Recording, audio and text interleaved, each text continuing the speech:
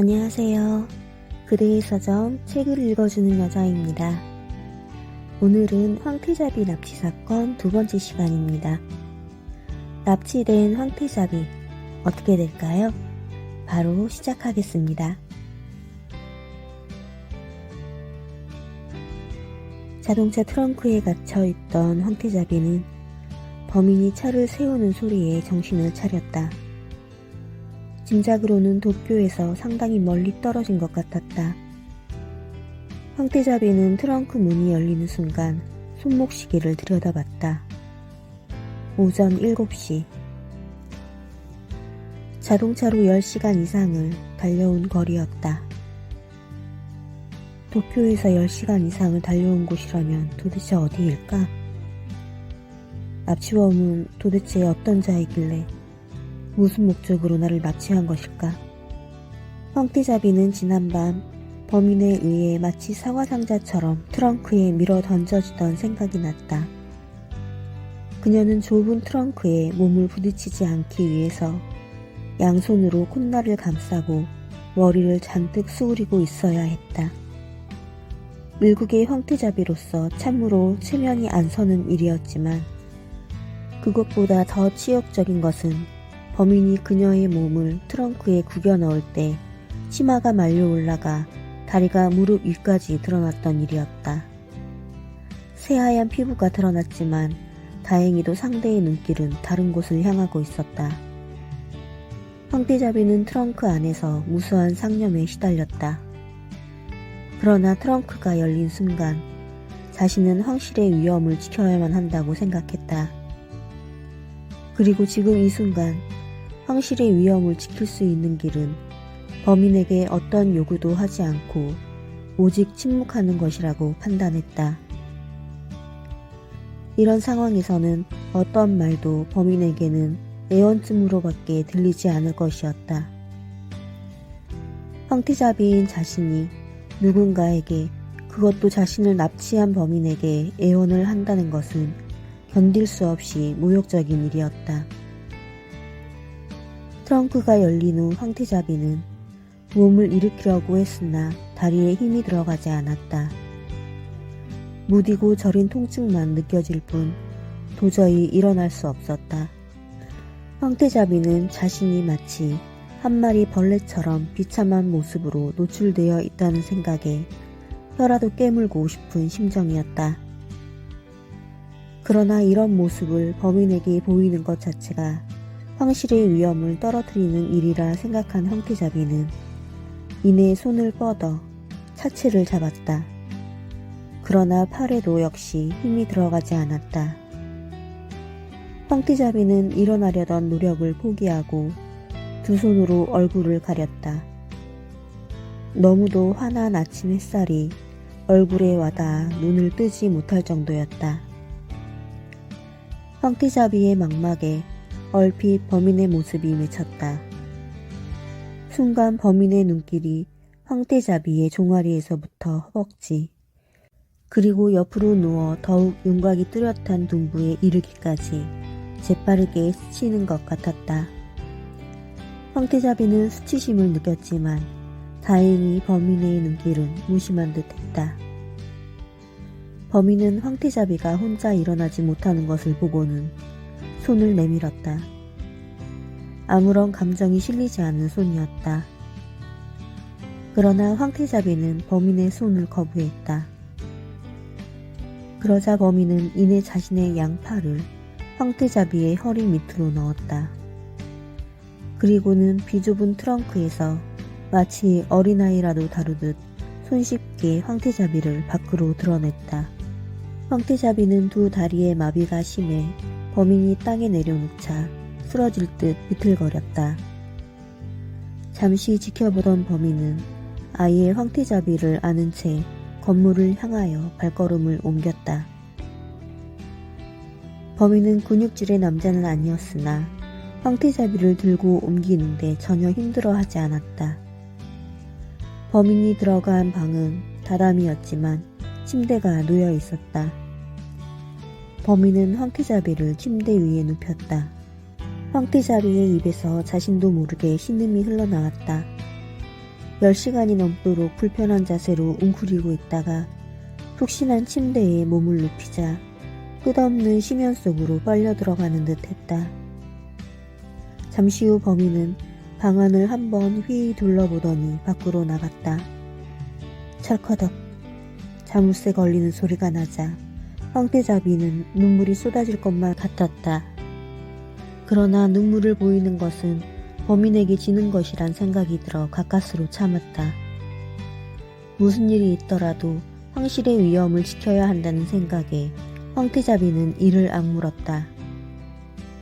남편인 황태자 나루히토와 시아버지 천황의 근심 어린 표정, 그리고 친정 부모님의 얼굴이 눈앞에 어른거렸다. 황태자비는 마음을 다잡았다. 범인이 시키거나 바라는 대로 아무것도 하지 않으리라. 경시청 앞에 장사진을 치고 있던 기자들 사이에서 갑자기 웅성거리는 소리가 들렸다. 다나카 경시정이 왔다. 다나카야, 마침내 그가 왔어. 누군가가 큰 목소리로 외치자 웅성거림은 갑자기 취재 경쟁으로 번져 기자들은 한 사람을 둘러싸고 카메라 플래시를 터뜨려댔다. 하와이에서 오시는 길입니까? 황태자비 납치 사건은 언제 알았습니까? 범인에 대한 감이 잡힙니까? 수사팀에 합류하게 됩니까? 그러나 다나카라는 이름의 사나이는 아무런 대답도 없이 담담한 표정으로 현관을 향해 걸어갈 뿐이었다. 그의 선선한 눈길은 부드러운 인상을 풍겼지만 꽉 담은 입술과 유난히 검고 수치 많은 눈썹은 의지가 강한 인물이라는 느낌을 갖게 했다. 아우성치는 일본 기자들 사이에 낄 틈이 없어 한켠에 물러나 있던 외신 기자들은 이 상황을 의아한 표정으로 바라보았다. 도대체 저 사람은 누구야? 글쎄, 나도 궁금하단 참이야. 그러자 옆에서 듣고 있던 고참 특파원이 대신 일러주었다. 다나카 마사오, 일본 제1의 민원 형사지. 도쿄대학교 법학부에서 계속 수석을 차지한 수재지만 수사의 묘미에 이끌려 경찰을 지원했다더군. 누이 동생이 괴한에 의해 살해되고 그 사건이 영구 미제로 남자 자신이 직접 수사관이 되어 사건을 해결했다는 얘기도 있고, 그에 대해서는 뜬소문도 많지만 어쨌든 일본 제1의 수사관이지. 이제껏 해결하지 못한 사건이 하나도 없지 아마. 대단하군요. 그래서 기자들이 저렇게 몰려드는군요. 사건이 사건인 만큼 기자들이 그에게 몰려드는 것은 당연하지. 경시 총감도 그의 얼굴만 쳐다볼 수밖에 없을 거야. FBI의 초청으로 미국에 갔다가 황태자비 납치 사건 때문에 급히 귀국한 다나카는 익숙한 걸음으로 수사부장의 방을 향해 걸어갔다. 공항에서부터 그를 안내해온 젊은 형사가 뒤따르며 말을 건넸다. 앞으로 경시정님을 모시고 수사에 참여할 모리입니다. 그래? 그럼 먼저 이 사건과 관련된 모든 보고서와 신문기사를 하나도 빠뜨리지 말고 내 책상에 갖다 놓아주게. 알겠습니다. 모리는 목례를 건넨 후 재빠른 동작으로 한두 걸음 옮기다 말고 다시 돌아서서 약간 수줍은 목소리로 말했다. 경시장님, 개인적으로 큰 영광으로 생각하고 있습니다. 앞으로 수사관 생활에 잊지 못할 기억으로 남을 겁니다. 그래, 열심히 하게. 다나카는 미소를 지어 보이고는 손을 내밀었다. 모리는 당황스러워하며 황송하다는 듯 두 손으로 다나카가 내민 손을 잡았다. 다나카는 모리와 악수를 한 후 수사부장의 방으로 들어섰다. 부장님, 저 왔습니다. 아, 다나카, 급히 오느라 수고했어. 수사부장은 보고 있던 보고서를 내던지면서 자신도 모르게 자리에서 벌떡 일어나 다나카를 포옹했다. 사건 발생 후부터 내내 곤혹스러운 표정만 짓고 있던 수사부장의 얼굴에 갑자기 생기가 돌았다. 다나카는 산전수전 다 겪어 웬만한 일에는 꿈쩍도 않던 수사부장이 이럴 정도라면 초동수사에서 아무런 단서도 못 찾은 것이라고 직감적으로 간파했다. 자, 앉게 앉아. 수사부장은 다나카에게 자신의 자리를 내어주고 자신은 옆자리에 앉았다. 부장님 이러지 마세요. 평소대로 하십시오. 아니야, 이 사건 수사가 종결될 때까지는 자네가 상관이야. 수사부장은 다나카의 만류에도 자신이 직접 커피까지 대접했다. 여비서에게 시키지 않는 것은 무례한 부장의 제스처였다. 자, 들게. 다나카는 수사부장이 자신에게 묵직한 압력을 준다고 생각했다. 하긴 사건의 성격을 생각하면 그러고도 남을 일이었다. 다나카는 쓸데없는 제스처나 말보다는 사건 속으로 직접 들어가는 것이 낫다는 생각에서 단도직입적으로 물었다. 부장님, 도대체 어떻게 된 일입니까? 경호팀의 결정적 실수야. 그치들은 황태자비의 핑계를 대지만 말도 안 되는 얘기지. 아무리 황태자비가 경호원들의 노출이 동창생들과의 자연스러운 만남에 방해가 된다 했더라도 그렇게 기둥 뒤에 숨어서 빙그르르 도는 경호란 게 세상에 어디 있나? 멍청한 놈들. 수사부장은 불만으로 가득 찬 목소리를 토해냈다. 다나카는 고개를 끄덕였다. 어떤 상황이 벌어졌는지 충분히 짐작이 갔다. 경호팀의 어떤 물렁한 인간이 마사코의 구미에 맞는 경호를 하다가 문제가 생겼을 것이다. 마사코. 다나카의 기억 속에 마사코의 대학 시절 모습이 떠올랐다. 대학 후배인 그녀가 도쿄대학교의 호숫가를 거닐며 미래의 꿈을 야무지게 펼쳐 보이던 모습이며 밤이 깊어가도록 일본의 미래에 대해 토론하던 열정이 그대로 떠올랐다. 대학 시절 때부터 격식을 싫어하던 마사코의 온몸은 자유 그 자체라 할 만했다. 다나카는 경호팀이 느꼈을 애로 또한 충분히 짐작할 수 있었다. 사람들이란 일이 터지면 평소 칭찬하던 것도 도매금으로 넘겨 비판하기 마련이죠. 총각님도 평소에는 경호팀의 그 그림자 없고 소리 없는 경호를 칭찬하지 않았습니까? 수사부장은 잠시 말이 없었다. 자신도 찔리는 바가 있었기 때문이다. 그러나 이내 수사부장은 현안으로 관심을 돌렸다. 어쨌거나 자네가 즉각 수사팀에 합류해야겠네. 총각님도 일이 해결되고 나면 사임하실 모양이야. 하지만 수사가 미진하면 즉각 파면될지도 몰라. 알겠습니다. 이때 전화벨이 울렸다.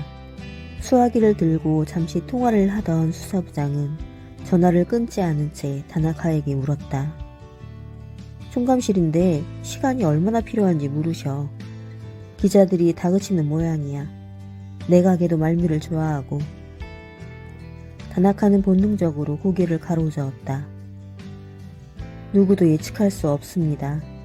범인은 절대로 허술한 존재가 아닙니다. 더구나 황태자비를 납치한 자입니다. 수사부장은 묵묵히 고개를 끄덕였다. 상상할 수도 없는 이번 사건에 이미 세계는 경악하고 있었다. 그리고 그것이 여자에 의해 저질러진 범행이라는 게 알려지자 놀라움은 극에 달했다. 수사부장은 일단 전화를 끊고 일어섰다. 자네, 나와 같이 총장님께 가야겠네. 수사부장은 황급히 양복 윗도리를 입고 사무실을 나섰다. 뒤따라가던 다나카는 수사부장의 걸음걸이를 보며 고개를 가로저었다. 평소 침착하기 그지없던 수사부장의 서두르는 모습에 마음이 착잡했다. 두 사람이 경시 총감실에 들어서기가 바쁘게 다나카의 입에 마이크가 들이대어졌다. 이미 총감실은 기자들에게 완전히 점령당한 상태였다. 단서가 잡혔습니까? 이제 막 도착해서 아직 수사 기록도 못 봤소. 한 줄기 봄 기운이 솟아나는 듯 했다. 다나카 경시정 부탁하네. 다나카는 말없이 고개만 숙였다. 총감은 수사부장과 다나카를 배석시키고 기자회견을 시작했다. 고마코의 신원은 확인됐습니까? 네, 확인했습니다. 고마코는 정말 황태자비의 동창이 맞습니까? 네, 고마코는 황태자비의 고등학교 동창으로 학교를 졸업한 후 오랫동안 소식을 나누지는 못했지만 황태자비는 물론 스미코와도 고교 시절 같은 반 친구였습니다. 그렇다면 고마코가 범인입니까? 아닙니다. 범인은 고마코를 사칭했을 뿐입니다. 범인과 고마코는 어떤 관계입니까? 지금까지 수사에 의하면 고마코는 범행을 저지른 여자와 아무런 관계도 없는 것으로 드러났습니다. 고마코는 범인이 어떤 사람인지도 모릅니다.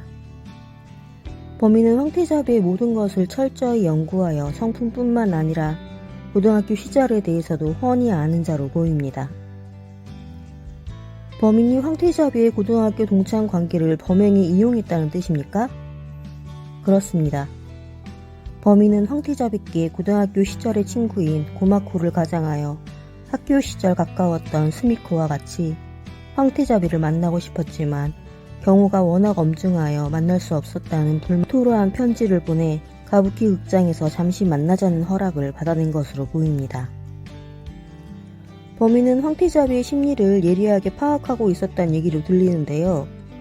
경호원들 때문에 동창인 황태자비를 만나지 못했다고 했으니 황태자비로서는 가슴이 아팠을 테고 결국 자동적으로 경호원들을 따돌리게 된 결과가 되지 않았습니까?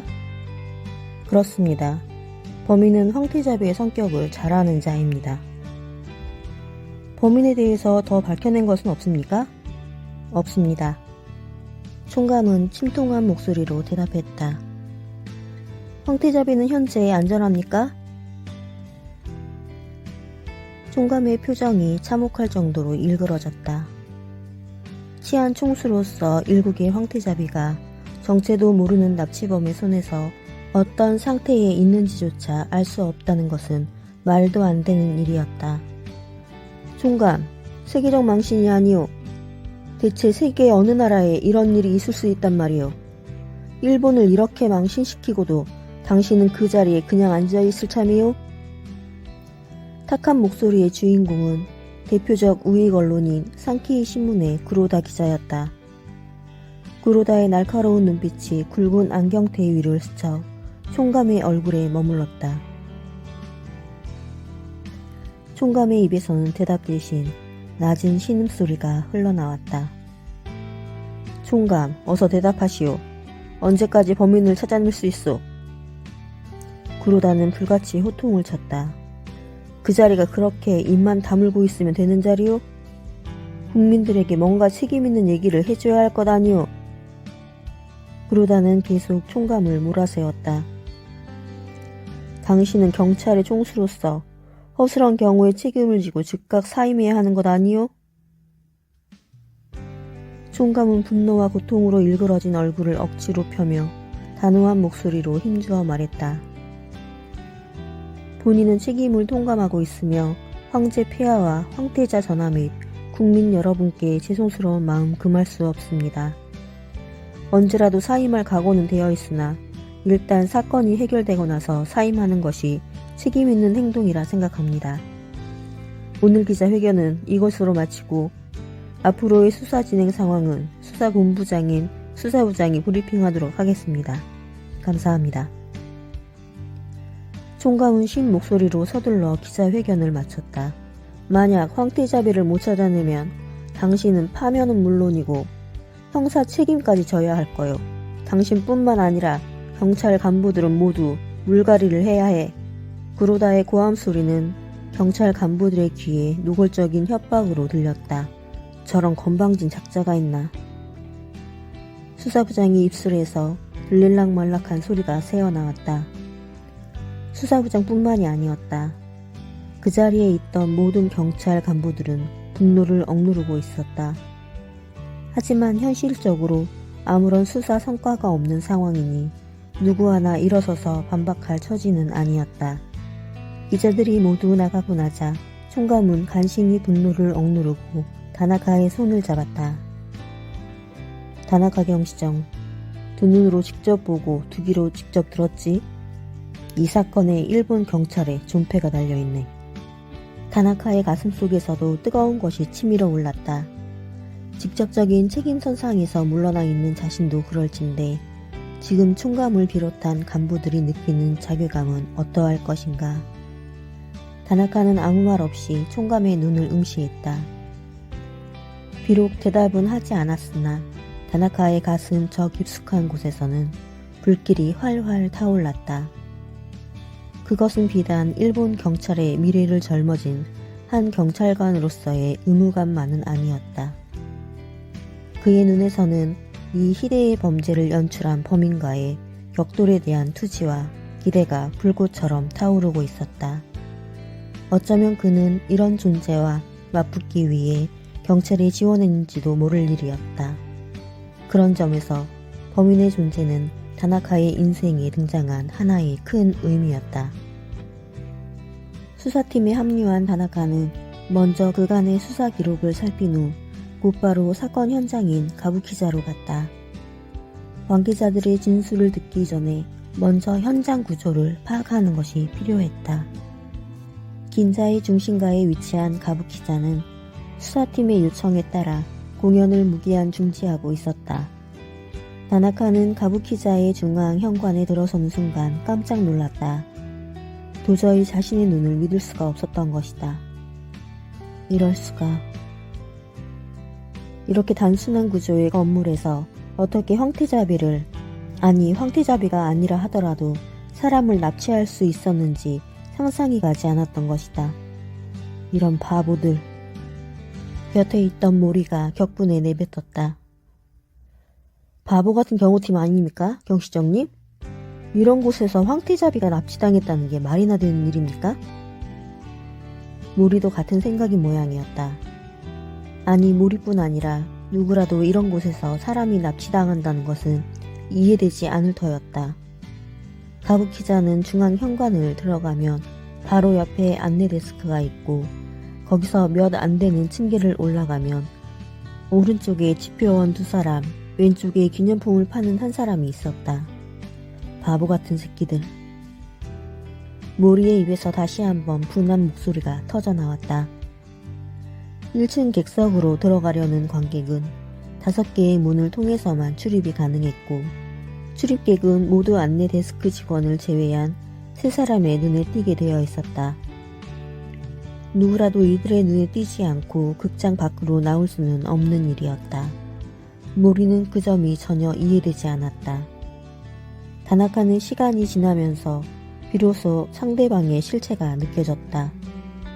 짐작하지 못했던 바는 아니지만 상상 이상으로 대담한 존재였다. 아니, 대담한 정도가 아니었다. 범인은 남들이 생각조차 못하는 불가능을 가능케 한 존재였다. 범인은 과연 여자일까? 이 세상 어떤 여자가 이렇게 대담한 범죄를 저질렀을까? 다나카는 입술을 깨물었다. 황태자비께서는 2층 로열석에서 관람하고 계셨습니다. 구속 상태에서 불려나온 경비원 야마다가 기어들어가는 목소리로 말했다. 다나카는 아무 말 없이 2층으로 올라가 로열석에 앉았다. 생각할수록 기가 차는 일이었다. 이런 곳에서 황태자비가 납치당했다니. 다나카는 머릿속으로 연속되는 그림을 그려나갔다. 상대방은 비단 범행 장소만을 연구한 것이 아니었다. 아주 입체적인 그림을 그리고 모두가 그 그림 속으로 들어가도록 상황을 유도했던 것이다.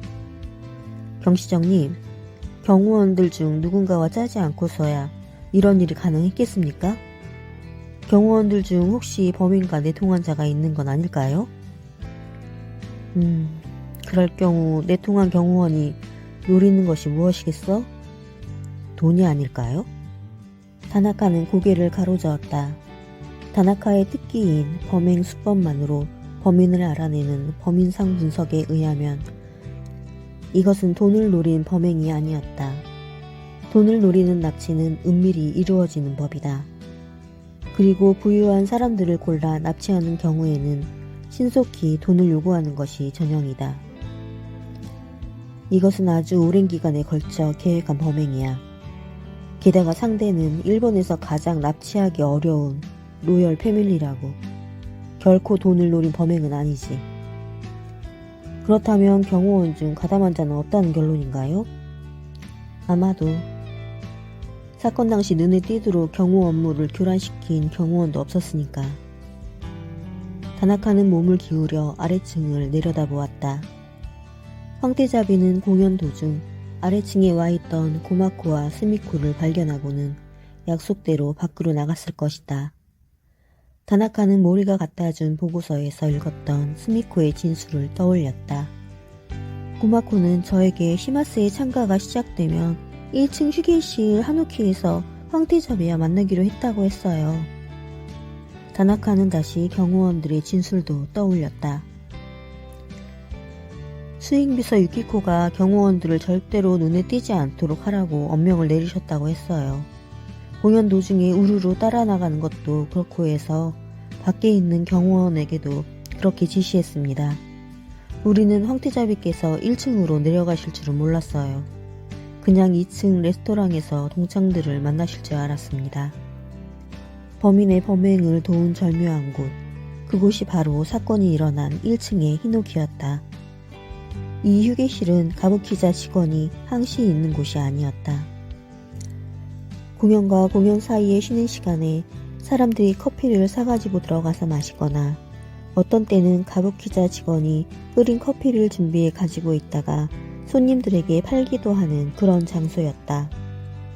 중요한 것은 공연 중에는 어떤 종업원도 우두커니 그곳에 혼자 있는 법이 없고 그럴 때에는 문을 잠그지는 않은 채 그냥 닫아놓는다는 사실이었다. 출입구가 유리로 되어 있다거나 창이나 있지도 않았다.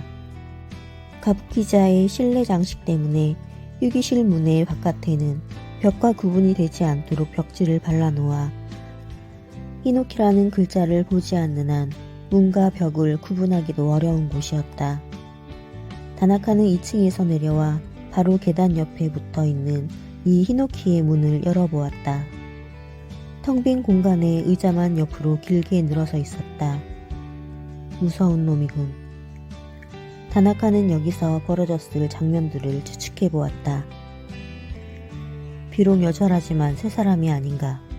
혼자서 세 사람을 그토록 간단히 제압할 수 있는 것일까? 다나카는 혼자서 12명의 여자를 강간한 오카야마가 떠올랐다. 그는 여자 간호사들의 합숙소에 침입해 12명의 여자들을 모두 벽을 향해 무릎을 꿇게 한 다음 한 명씩 불러내어 강간한 후 살해했다.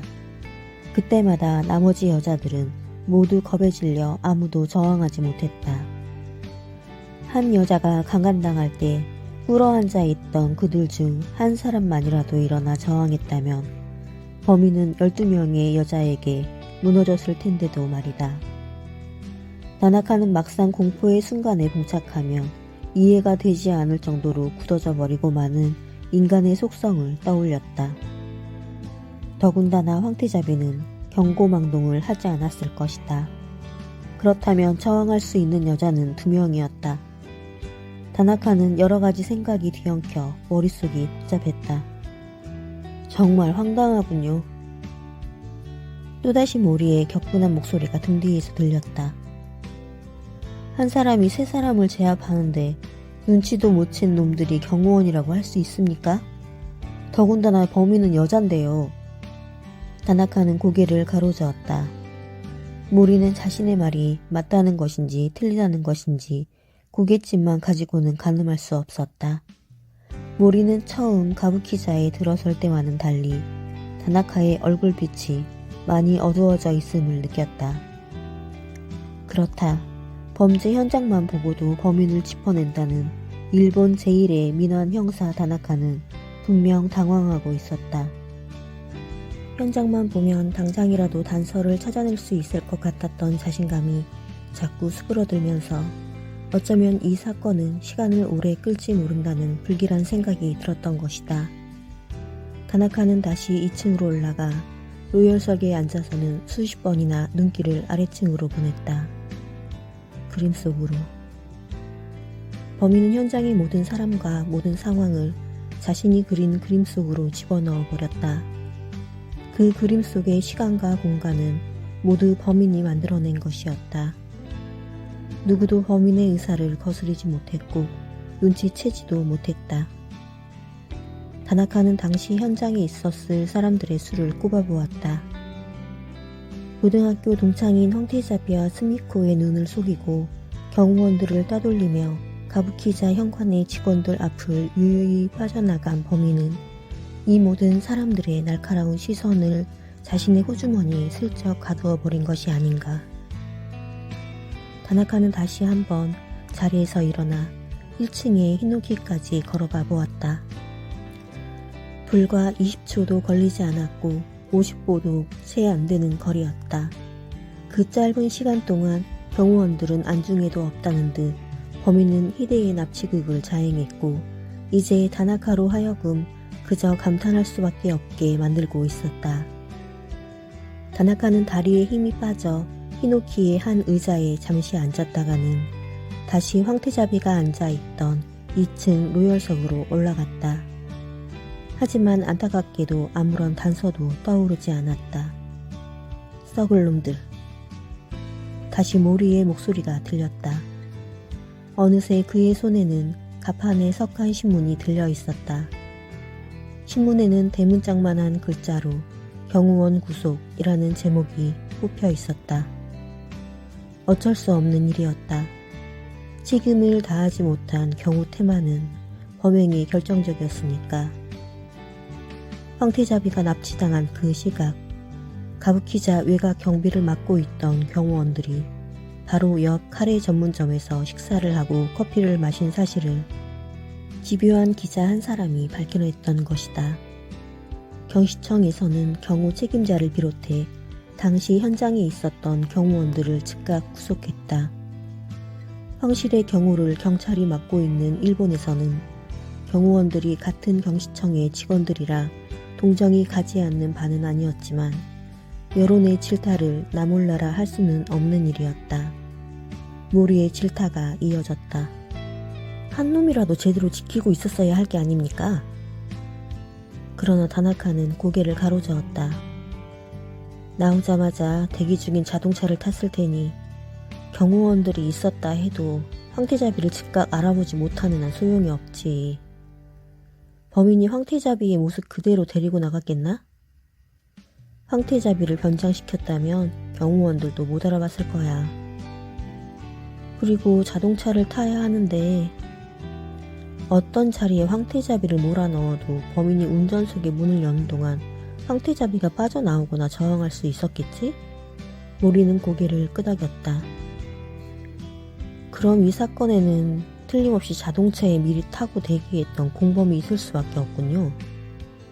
다나카는 밖으로 나와 가부키자를 몇 번이나 빙빙 돌면서 건물의 바깥 구조를 살폈다. 가부키자는 긴 담으로 에워싸여 있었고 그 사이사이로 몇 개의 작은 문이 있었다. 분장실이나 무대의 뒤편으로 통하는 문들 같았다. 보통의 납치범이라면 이런 작은 문을 이용했을 것이다. 하지만 범인은 정문을 이용했다.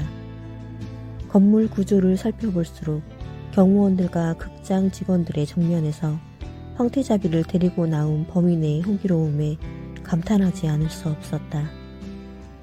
정면에서 볼 때 건물의 왼편에는 간이 식당을 비롯한 몇 개의 가게들이 붙어 있었다.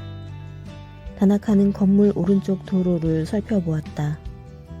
이 측면 도로는 양방향으로 주차를 할 수 있게 되어 있었고 제법 많은 차량들이 주차되어 있었다. 그렇군. 다나카의 혼잣말에 모리가 조심스럽게 물어왔다. 뭐 떠오르는 게 있습니까? 바로 이 자리야. 공범은 자동차를 이곳에 대고 기다렸어. 극장을 나와서 몇 걸음도 되지 않는 이 거리의 골목으로 들어오면 그만이니까. 그러고 보니 골목 안이 약간 어둡군요. 극장 안을 나와 황태자비를 차에 태우고 좌회전하기까지는 불과 몇 초밖에 걸리지 않았을 거야. 범인이 여기서 어느 방향으로 달아났을까요? 다나카는 모리의 질문에 아무 대답도 하지 않더니 곧 지시를 내렸다. 모리, 범행 당일 전국의 검문 상황 기록을 체크하게. 컴퓨터에 모두 기록되어 있을 테니 출력해서 내 책상에 올려놓도록. 알겠습니다. 하지만 검문에서는 별다른 게 없었는데요? 알아. 하지만 수사랑 겉으로는 아무 관계도 없을 것 같은 자료를 검토하는 데서 출발하는 거야. 모리는 자신의 답변이 경솔했다는 것을 느끼고는 즉각 큰 소리로 대답했다. 알겠습니다, 경시청님. 죄송합니다. 경시청으로 돌아온 모리는 즉시 컴퓨터로 사건 당일 밤 전국의 검문 상황을 검색했다. 경찰 컴퓨터에는 모든 검문 상황이 하나도 빠짐없이 기록되어 있었지만 황태자비가 탄 차량을 발견했다는 기록은 말할 것도 없고 별다른 혐의점이 있는 차량을 발견했다는 기록도 없었다. 다만 수십 명의 지명 수배자가 검거된 것과 음주운전자 적발만 약 100여 건 있을 뿐이었다. 이런 기록으로 보아서는 대단히 엄중한 검문을 한 것이 틀림없었다. 모리는 모니터에 뜬 검문 기록을 프린터로 뽑아 꼼꼼히 살폈다. 다나카의 한마디가 모리에게 준 영향은 강력했다. 모리는 일일이 검거된 지명 수배자들의 전과를 살피고 수배 요청을 낸 경찰서에 전화로 확인을 해 납치 등의 전력이 있는지 확인했다. 그러나 아무런 소득이 없었다. 모두 단순한 음주운전자들 뿐이었다. 모리는 검문 일지를 다나카의 책상에 올려놓았다. 다나카는 경시청 직원들이 흔들리고 있는 것을 느꼈다. 범인이 오리무중인 상태에서 여론은 경찰을 때리기 시작했고 그것은 바로 경찰 내부의 피바람을 예고했다. 수사부장은 경호뿐만이 아니라 비상검문 등 문제가 되는 것은 모조리 문제 삼겠다고 나섰다. 그럴 수밖에 없는 것이 여론의 압력이 엄청났던 것이다. 다나카는 수사부장에게 말했다. 프랑스 혁명 직후 로베스피에르가 곁에 있던 사람들을 닥치는 대로 단두대에 올렸던 것과 비슷한 상황이군요. 무슨 소리야 그건? 사태를 일파만파로 확대시키지는 마십시오. 지금 모든 경찰관들은 사시나무 떨듯 떨고 있으니까요. 혹시나 범인이 자기 관할을 지나가지는 않았나 해서 현장 근무자는 말할 것도 없고 관할 경찰서장까지 잔뜩 움츠려 있어요. 경찰 내부 분위기가 이러면 수사에도 도움이 되지 않습니다. 그렇긴 하지만 도쿄라는 도시에서 검문으로 뭘 할 수 있다고는 생각지 마십시오. 어차피 범인은 검문에 걸릴 정도의 인물이 아닙니다. 다나카는 담배를 빼물고는 다시 한번 그림을 그려보았다. 이미 수십 번도 더 그려본 그림이었다. 히노키라는 절묘한 공간에서 범인은 그곳을 완전히 자기 것으로 만들었다. 모든 경호원을 따돌린 후 3명의 여자만 남겨 거기에서 황태자비를 완전히 변장시켰다. 즉 지표원을 비롯한 어느 누가 보아도 황태자비인지 알 수 없도록 변장시킨 것이 틀림없었다. 그리고 범인 자신은 누가 보아도 주의를 확 끌도록 화려한 복장에 갖은 보석을 달아 황태자비가 아닌 자신에게 시선을 고정하게끔 만들었다. 다나카는 시간이 갈수록 이 납치범이 이제껏 자신이 상대해온 어떤 인물보다 대담한 자라는 생각이 들었다. 오늘은 여기까지입니다. 다음 편에서는 다나카 형사의 본격적인 수사가 진행됩니다. 확실한 단서를 찾고 범인을 유추해낼 수 있을까요? 다음 시간도 기대해주세요. 감사합니다.